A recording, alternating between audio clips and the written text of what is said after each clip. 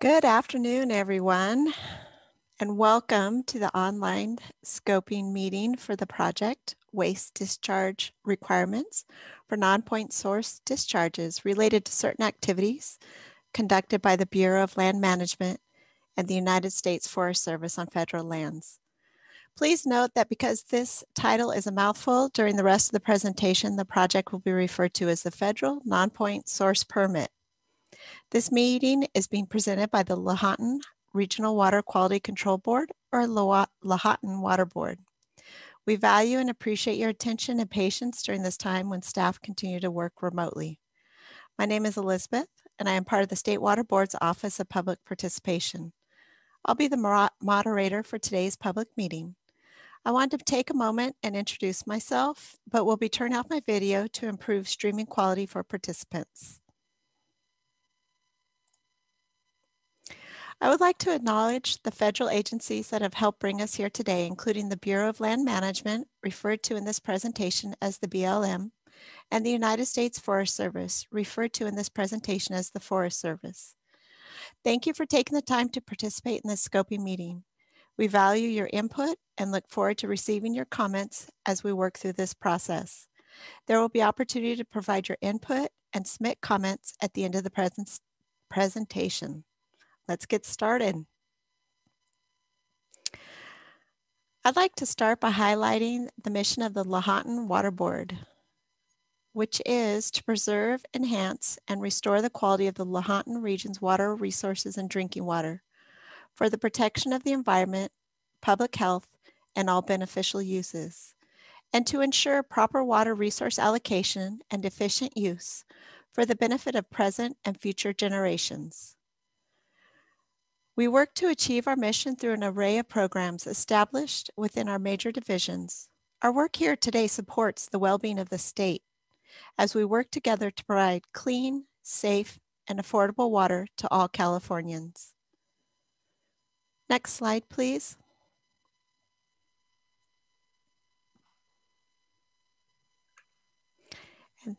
And then one more slide. Thank you. Now we'll move on to some meeting logistics and an overview of what we'll be presenting today. This meeting is being held virtually through Zoom and is an opportunity for you to learn about the proposed federal non-point source permit and to provide comments on the scope and contents of the Environmental Impact Report, or EIR, that will be prepared. The presentation and the comment period are being recorded. And on to the agenda for today's meeting. We will begin by providing meeting logistics, specifically how to participate during the comment period.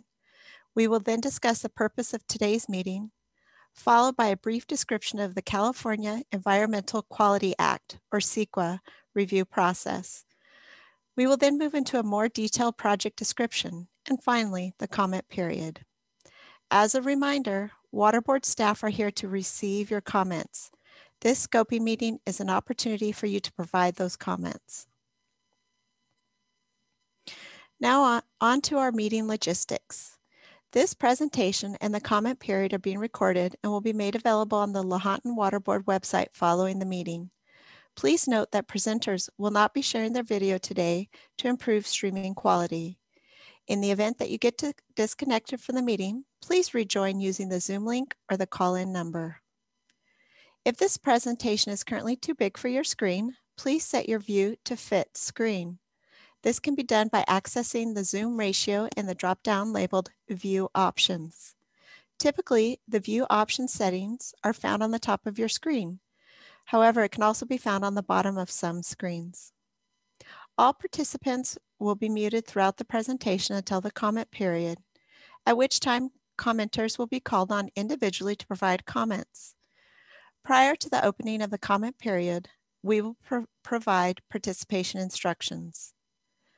The Zoom chat feature has been disabled for this meeting. However, if participants wish to submit written comments during the presentation, they can be emailed to the address shown on your screen.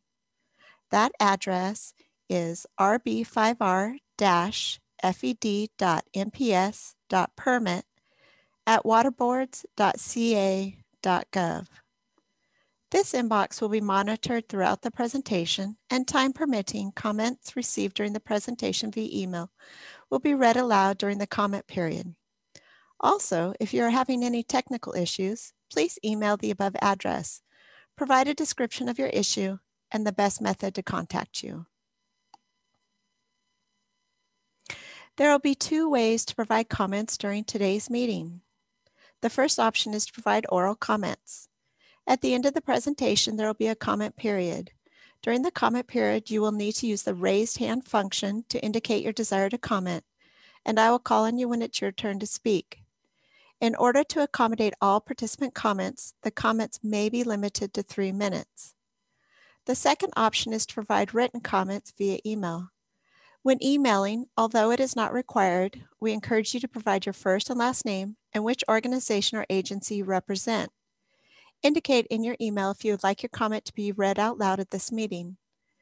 In the subject line, please write Public Scoping Comment. Today's meeting is solely for the purpose of providing information about the Sql review process and to receive comments regarding the scope and content of information to be included in the EIR that will be prepared for the proposed federal Nonpoint source permit. To align with the SQL scoping meeting format, staff will not be providing verbal responses to comments today. Don't worry, we'll repeat these instructions again at the beginning of the comment period. Now on to our presentation. I'd like to pass the mic to our presenter, Adam Enriquez.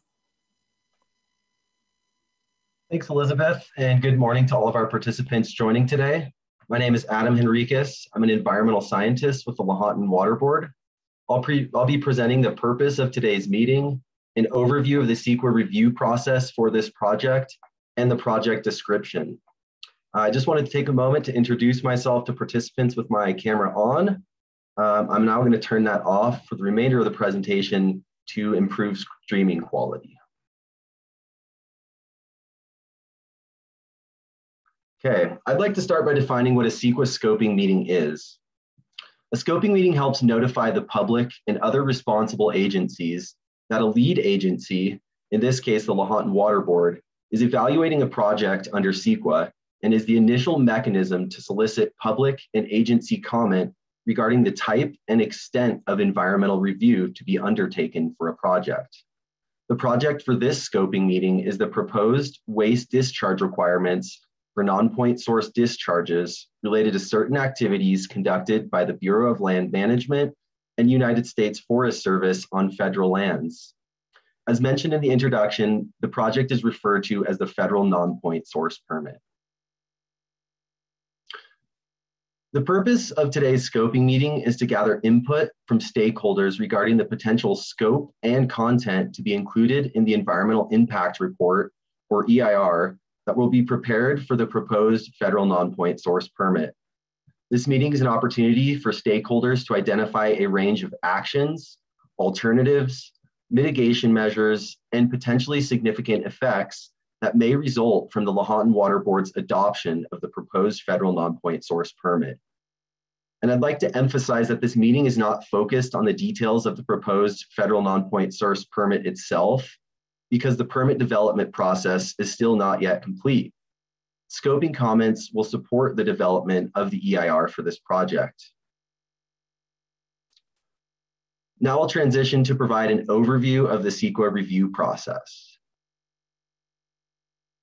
The purposes of Sql, as provided in the Sql guidelines, section 15002, are to inform governmental decision makers and the public about the potential significant environmental effects of proposed activities, to identify the ways that environmental damage can be avoided or significantly reduced, to prevent significant avoidable damage to the environment by requiring changes in projects through the use of alternatives or mitigation measures when the governmental agency finds those changes to be feasible, and to disclose to the public the reasons why a government agency approved a project in the manner the agency chose if significant environmental impacts are involved.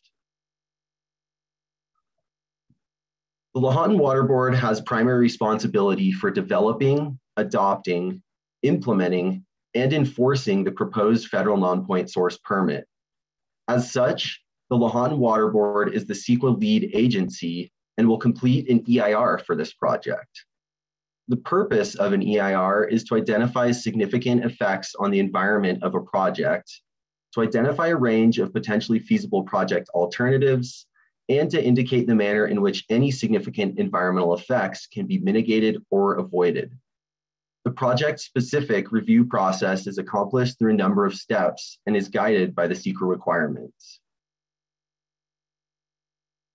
The Lahontan Waterboard will complete the Sql review process for the proposed federal non-point source permit as follows. All comments provided by stakeholders will be considered in the development of the draft EIR. A draft EIR and draft federal non-point source permit will then be published and circulated to stakeholders. A 45-day public comment period will begin with the release of the draft EIR. Following the comment period for the draft EIR, a final EIR will be prepared. Per Sql requirements, the final EIR will include written responses to all comments received during the draft EIR comment period. Staff will then present the final EIR and proposed federal non-point source permit to the Lahontan Waterboard for its consideration and potential adoption. The anticipated schedule for these steps in the Sql review process will be provided later in the presentation. In this section, I'll provide the regulatory background and project description for the proposed federal non-point source permit. There are two main laws that govern water quality regulation in California. The first is the California Porter-Cologne Water Quality Control Act, or Porter-Cologne Act, and the second is the Federal Clean Water Act.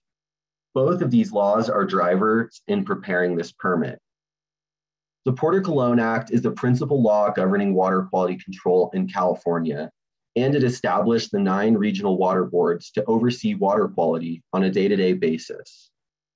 The Porter-Cologne Act applies broadly to all state waters, including surface waters, wetlands, and groundwater. It covers waste discharges to land as well as to surface and groundwater, and applies to both point and non-point sources of pollution. The map of California provided on your screen displays the location of the 9 regional water boards. The Lahontan region is on the right or east side of the map in beige with the label as 6.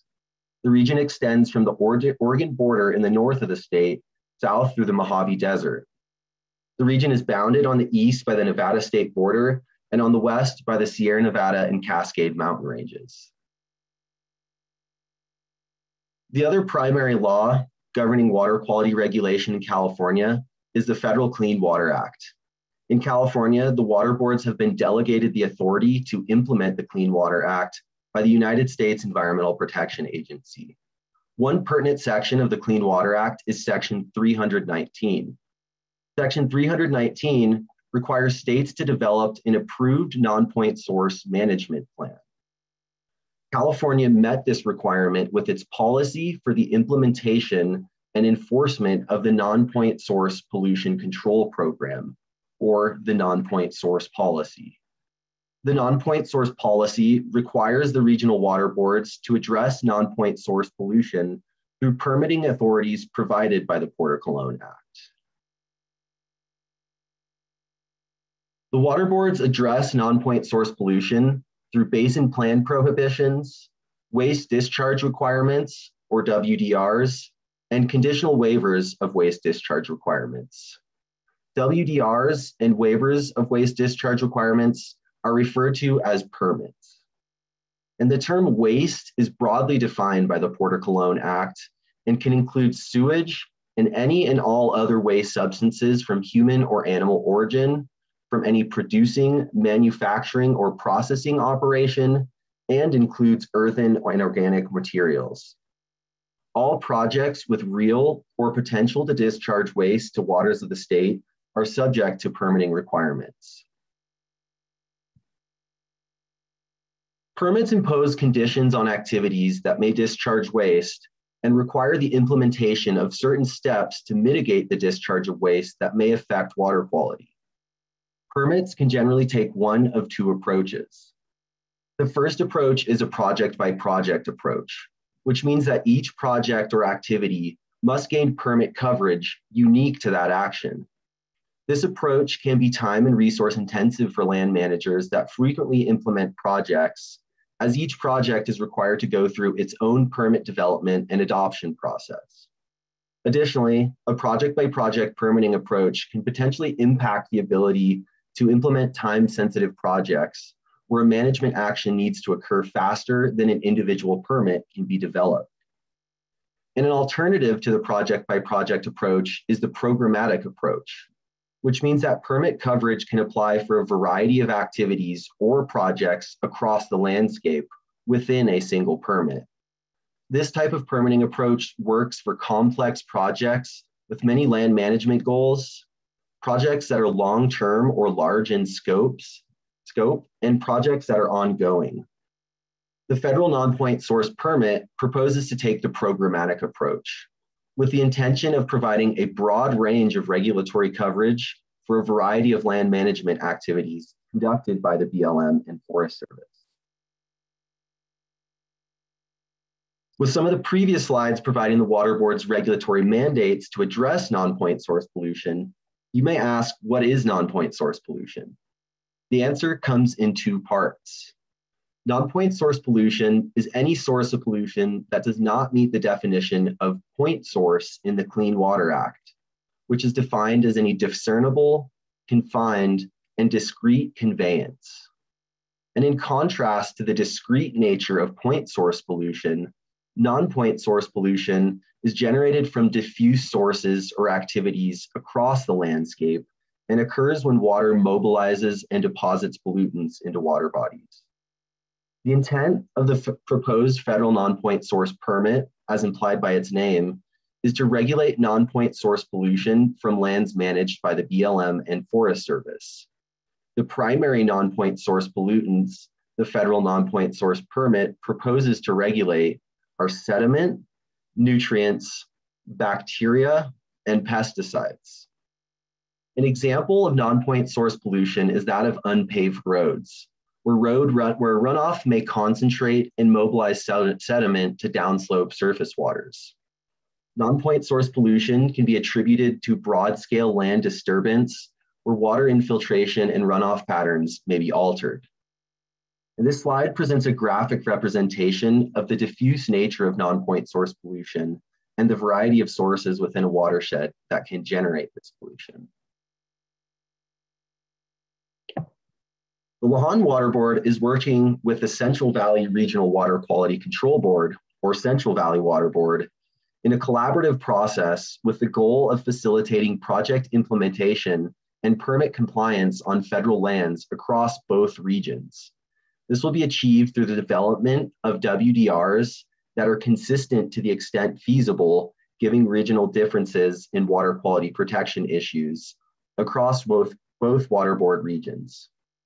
Both water boards share common project goals for the desired outcome of the proposed federal non-point source permit. I'll share in the next slide. And for clarity, it's important for participants to understand that the Lahontan and Central Valley Water Boards both intend to individually adopt a federal non-point source permit applicable to their region. As such, each water board will be the lead agency for a distinct Sql review process and will propose the certification and adoption of its own EIR and federal non-point source permit. The goal of the proposed federal non-point source permit is to develop a consistent, long-term regulatory approach that will maintain, protect, and restore water quality on lands managed by the BLM and Forest Service. The long-term approach is intended to provide permitting consistency and clarity. A well-defined permitting strategy is perceived as an opportunity to support the project planning needs of our federal partners. The federal non-point source permit proposes to achieve its goal through ensuring compliance with federal and state water quality regulations, through an increase in federal and state agency coordination, through the development of consistent requirements across administrative units and water board regions, and through the use of a programmatic permitting approach. The proposed federal non-point source permit involves the development of WDRs for discharges and threatened discharges of non-point source pollution from certain activities conducted by the BLM and Forest Service on federal lands within the Lahontan region. The purpose of the proposed federal non-point source permit is to ensure the maintenance, protection, and restoration of the quality and beneficial uses of water on federally managed lands, and to facilitate federal agency compliance with water quality requirements. To achieve the purpose, the federal non-point source permit proposes to require the BLM and Forest Service to implement effective water quality best management practices, or BMPs, identify and prioritize treatment of sediment discharge sites, comply with permit conditions, and to comply with the monitoring and reporting program. And it's important to note that the proposed federal non-point source permit is conceptual at this stage of the Sql review process. And as such, details on the requirements of the permit are currently not available. Upon publication of the draft EIR and draft federal non-point source permit, requirements will be made available for stakeholder review and comment. The project location is lands managed by the BLM and Forest Service within the Lahontan Waterboard region. For reference, approximately 34% of the land in California is managed by the BLM or Forest Service. Within the Lahontan region, the BLM manages approximately 30% of the land, and the Forest Service manages approximately 15% of the land. This map shows the project location as the shaded areas of brown and green. The brown area represents BLM managed land, and the green area represents Forest Service managed land.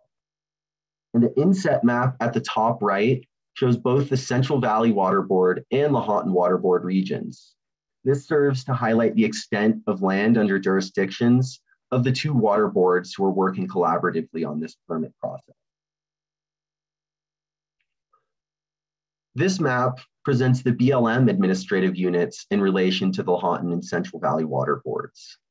The horizontally hatched areas represent the Lahontan Waterboard region. The vertically hatched areas represent the Central Valley Waterboard region, and the various colored areas represent the BLM administrative units throughout the state.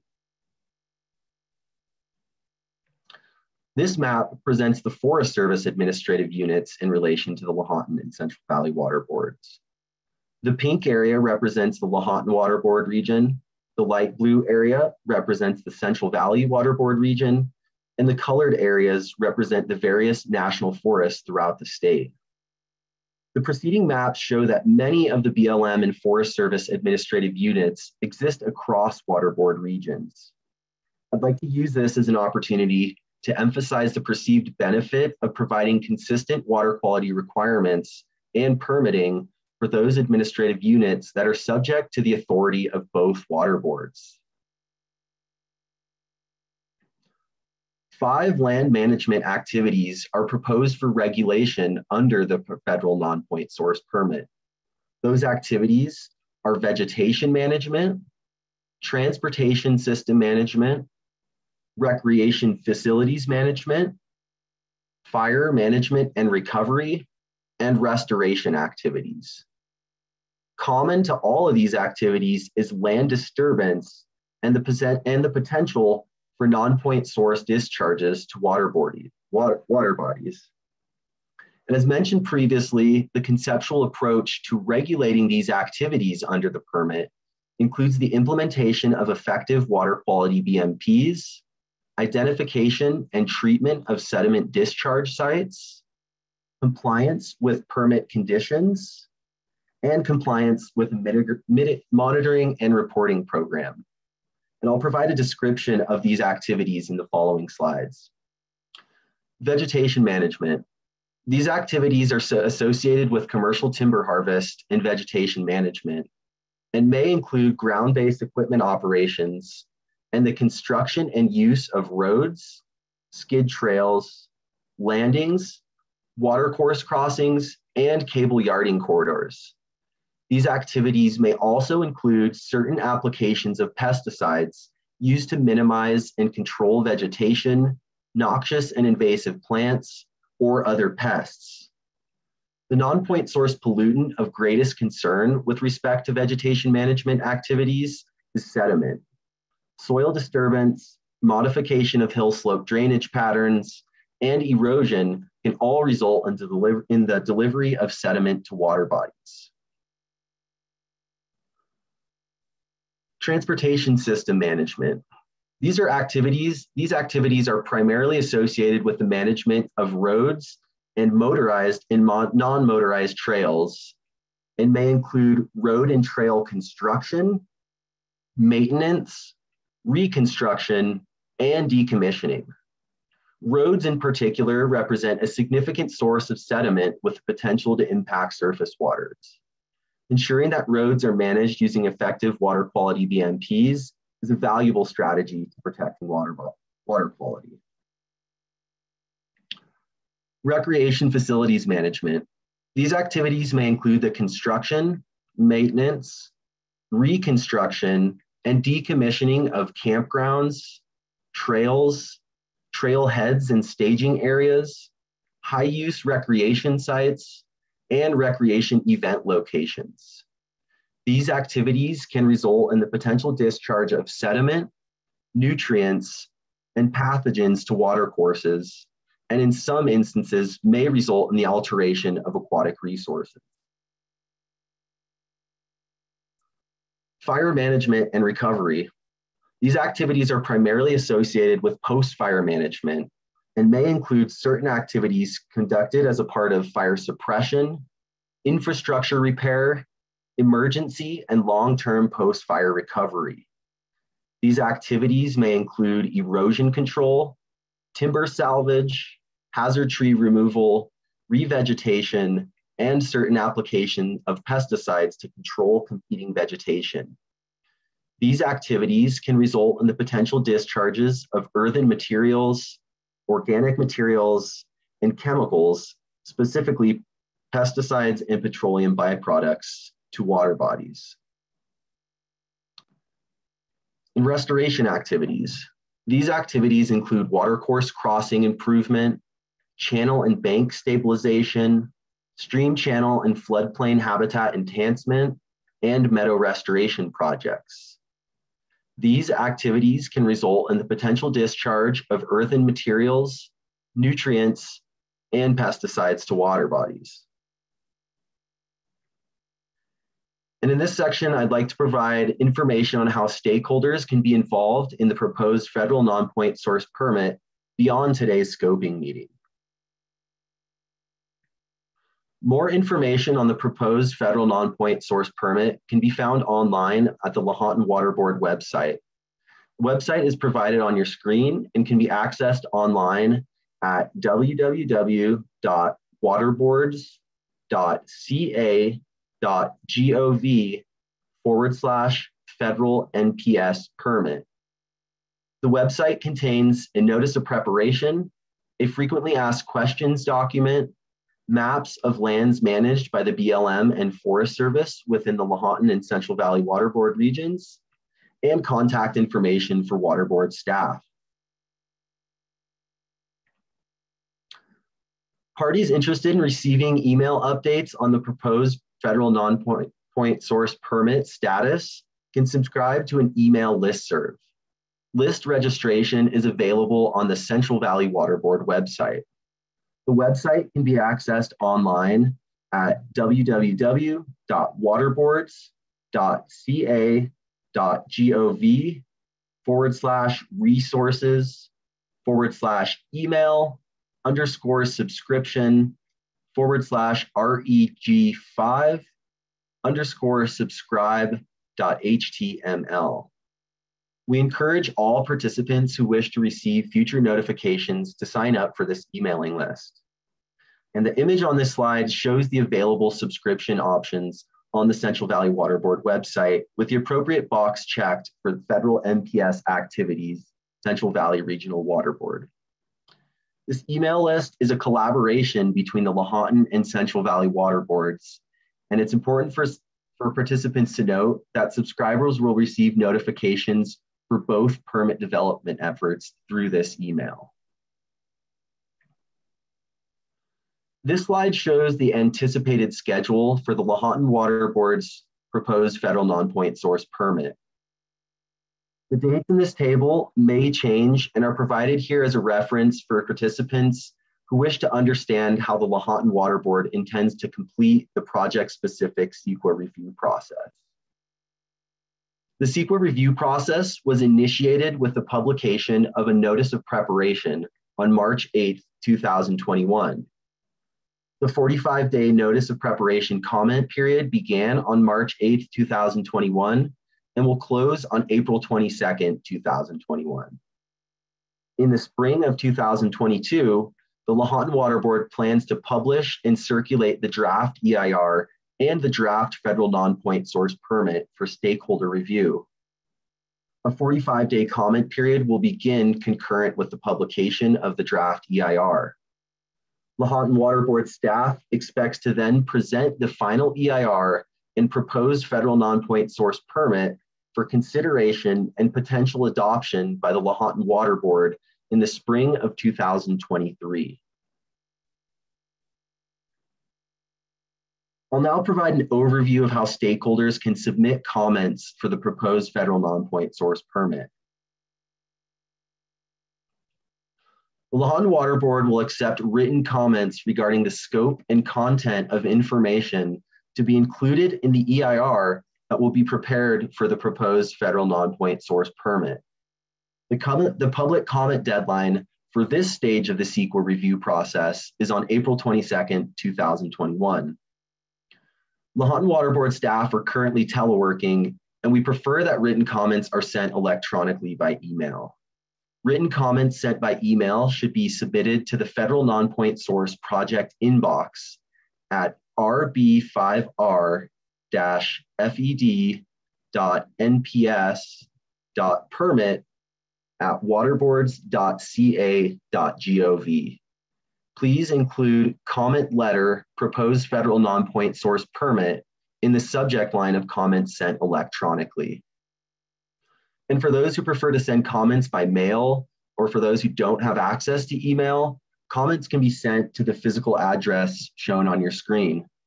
That address is Lahontan Water Quality Control Board, attention, Adam Henriquez, 2501 Lake Tahoe Boulevard, South Lake Tahoe, California, 96150. All written comments will become a part of the official administrative record and may be made available in the future for public review. The second option is to provide oral comments during this scoping meeting. We'll open the comment period shortly after we share a few additional details. Prior to giving an oral comment today, we prefer that you please state your name, although this is not a requirement. If you represent an organization or agency, please state this, and also please state your affiliation.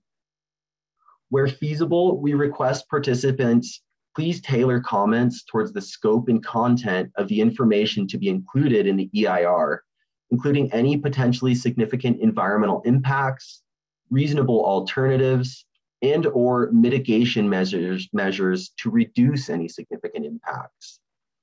All oral comments will be transcribed and become a part of the official administrative record and may be made available for public review in the future.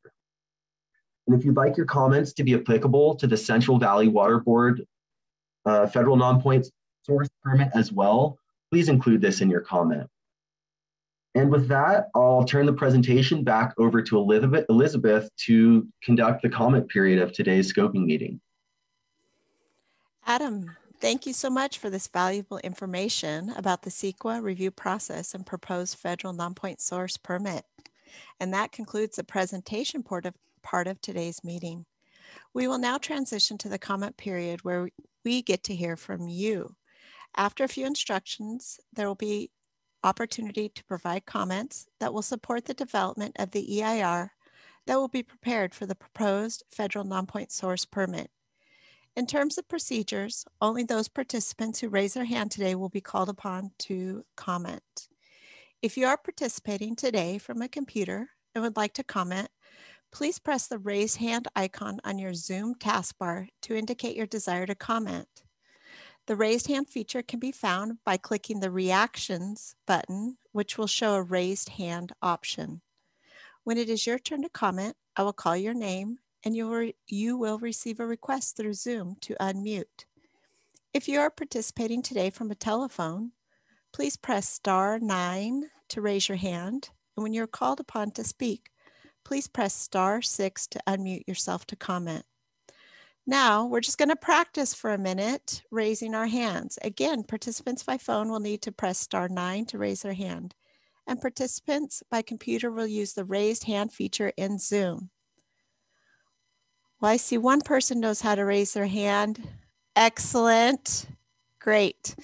Now we will clear the raised hands before we start the comment period.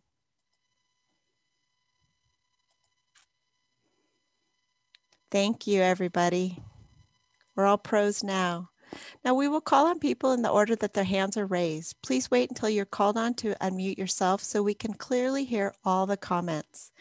Although it is not required, we encourage participants to provide their first and last name, the agency or organization they represent, and any agency or organizational affiliation. As a reminder, please keep your comments succinct.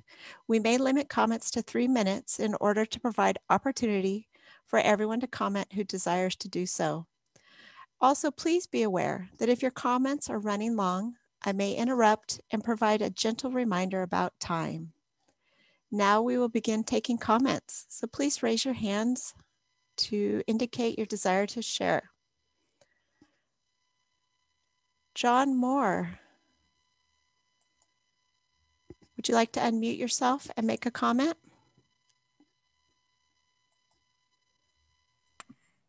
I am John Moore, resident of Sacramento. I am representing myself. Comments as follows. The 5 categories of land management activities to be regulated obviously do need to be regulated. However, the scoping notice contains a mysterious statement. The federal NPS permit does not propose to regulate discharges from activities conducted by third parties on Forest Service or BLM land through special use authorizations or other similar arrangements. This statement is very puzzling for the following reasons.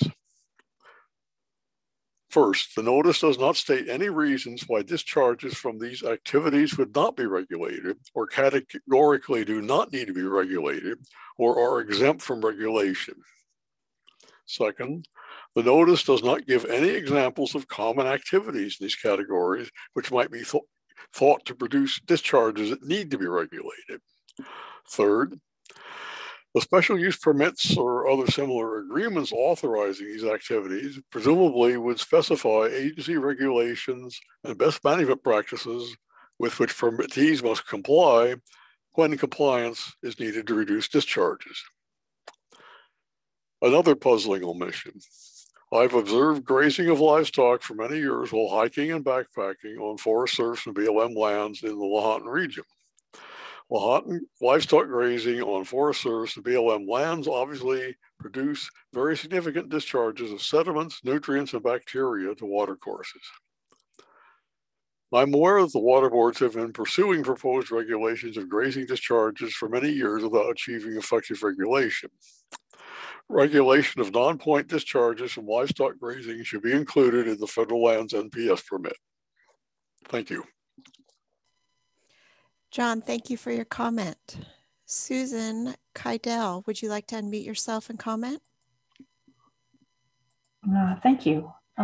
As you said, my name is Susan Keidel and I'm with the US EPA, and my question is very similar to the prior one, is will grazing activities on federal lands be addressed by the permit?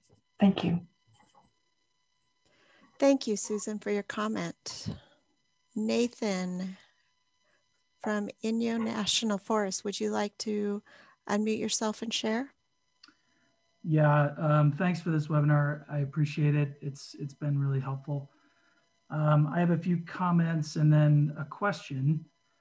I guess I'll start with my comments. Again, I'm Nathan Sill. I'm the Resources and Planning Staff Officer on the Inyo National Forest. And my comments really sort of focus on the permitting process, which I understand hasn't been fleshed out. We'll get more details on that later, but I would encourage the boards to make that process administratively simple. And the reason I say that is, you know, our agency is already severely overtaxed with the work that we're trying to accomplish on the ground, especially with respect to vegetation management.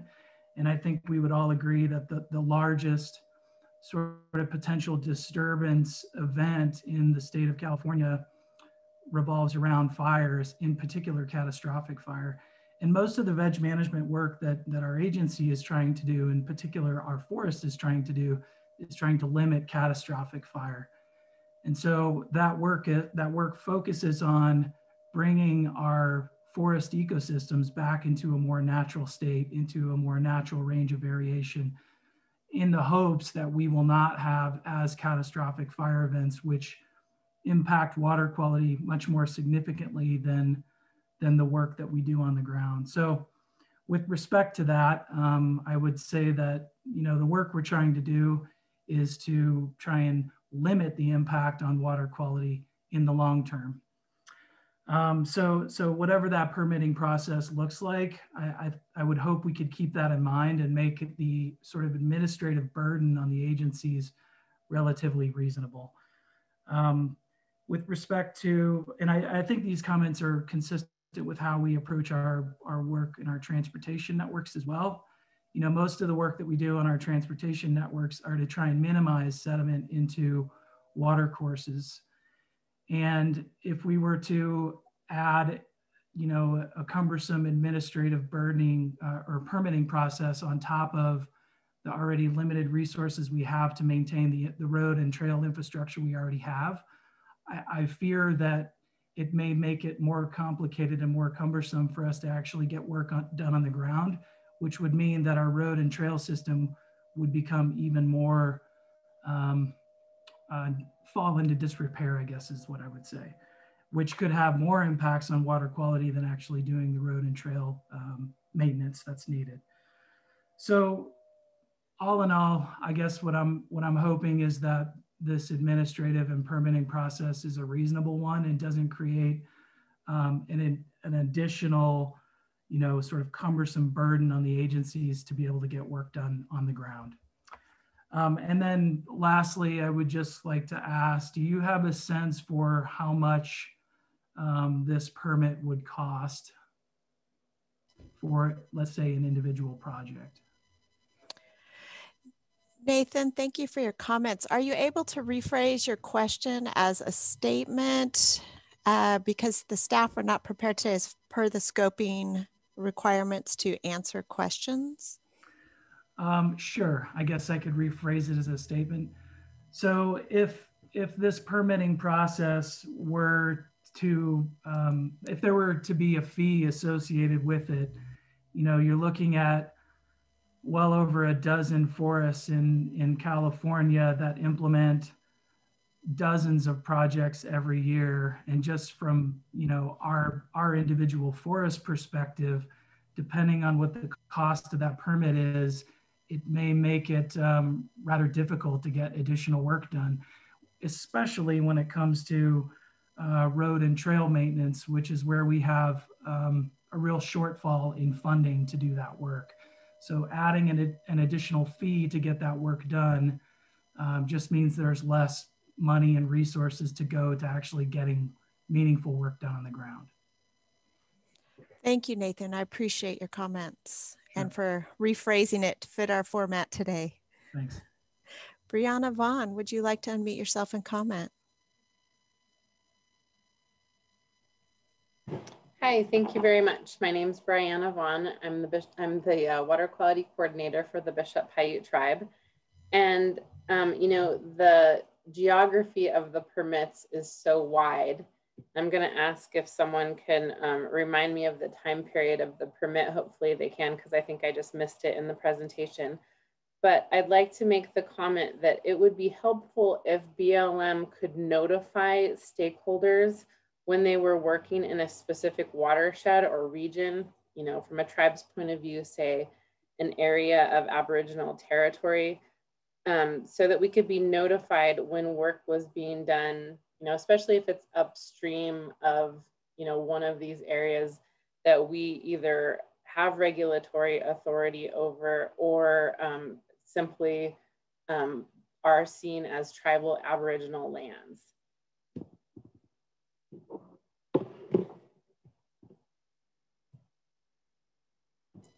Thank you, Brianna, for your comment. Is there anybody else that would like to provide a comment this afternoon? I see Cedric Twite. Would you like to unmute yourself and comment? Yes, good afternoon. Cedric Twite, Sierra Pacific Industries. And I'd just like to second Nathan's very well said comments related to another administrative roadblock for that organization to implement the important work that they're doing on the ground to avoid catastrophic wildfire. And so specific to the scoping, I would hope that the EIR would analyze the additional cost in money and potential environmental impacts related to compliance with the proposed non-point source permit. In other words, try to quantify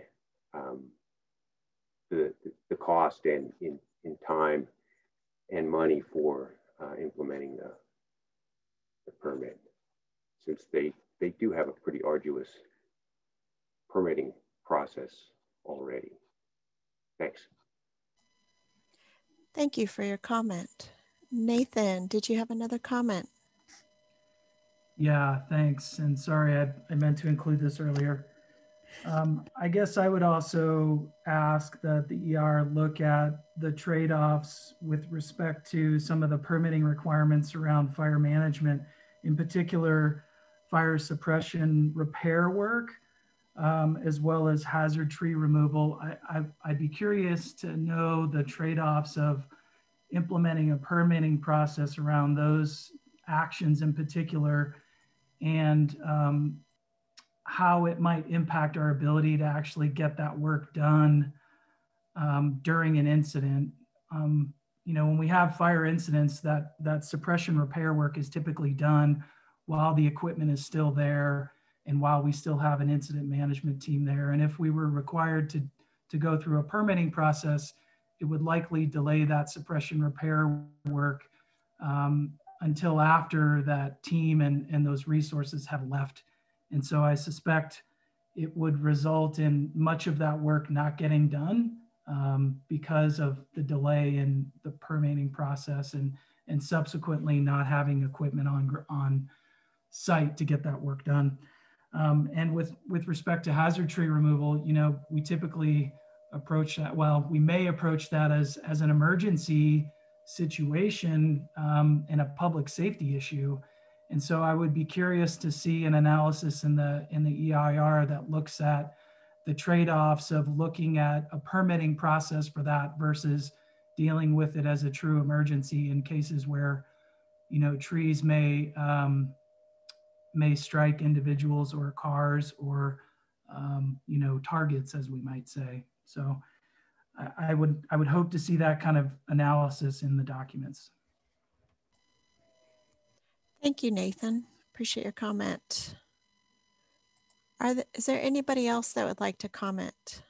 And even though we are not accepting comments through the Zoom chat, if you are unable to raise your hand, you can't find that feature. If you would like to just indicate that you would like to comment in the chat, I can unmute you, call on you and unmute you, but we will not be receiving comments through the Zoom chat.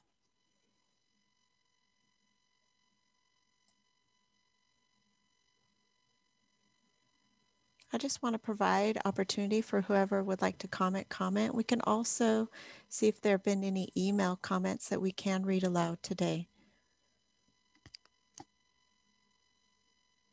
And please don't forget that you can email your comments to the address indicated, and we will show that address again. I'm hearing from our team we haven't received any during the meeting, so I imagine folks are taking the opportunity to share them verbally.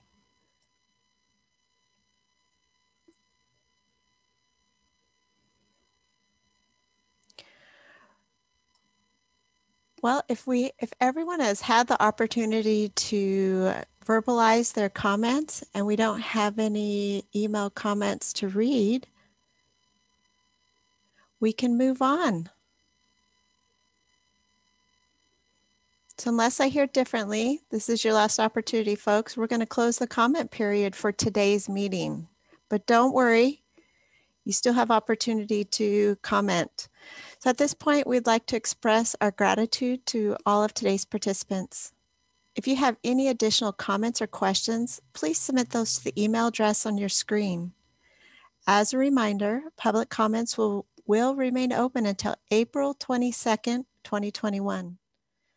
For any other questions or comments, please contact us at, again, this email. You've heard it a couple of times, rb5r-fed.mps.permit@waterboards.ca.gov.